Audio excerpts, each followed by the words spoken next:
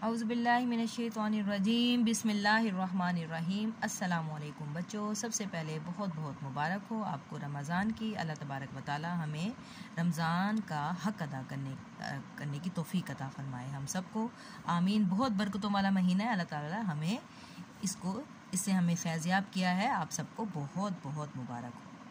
तो जी बच्चों, अपनी उर्दू अदब की खोल लें कॉपीज़। हमने कल पढ़ा था सबक क्या, इल्म का शौक़।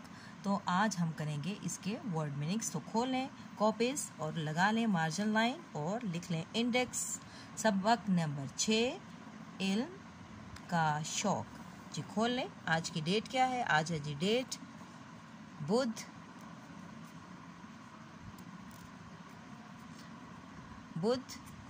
14 अप्रैल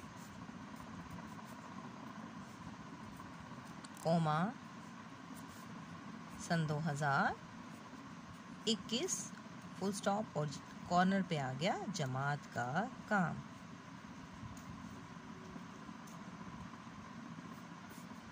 अब करेंगे आज हम सबक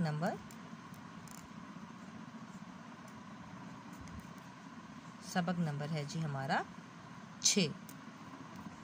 तो जी बच्चों, आपने इंडेक्स लिखना नहीं भूलना और आपने एक पेज स्किप करना है, बोला टाइटल पेज के लिए आपने एक पेज स्किप करना है। जो आज का हमारा जो टॉपिक है वो है इल्म का शौक़।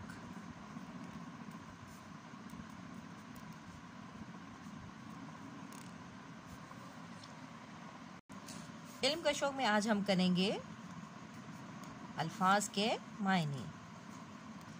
अल्फाज के मायने। तो जी सेंटर में आपने लाइन लगानी है और इस तरह अल्फाज मायने लिखने हैं। ठीक है, काउंटिंग 1 2 3 4 5 6 एंड 7। जी 7 हमने आज क्या करने हैं? वर्ड मीनिंग्स करने हैं। बहुत ही आसान है। इजाद, वजूद में लाना या बनाना। वजूद में लाना।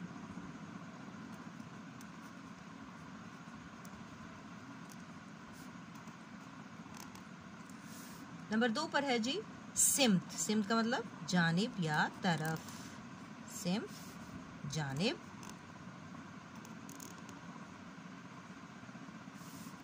फायदा,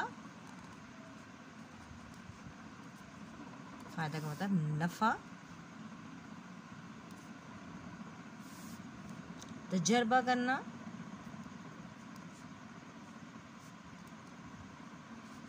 तजर्बा करना का मतलब होता है जांचना या अखज़ करना।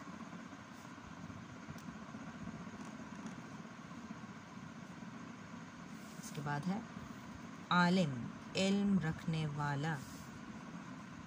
जिसके पास इल्म होता है उसको कहा जाता है आलिम, इल्म रखने वाला। बैतुल हिकमत,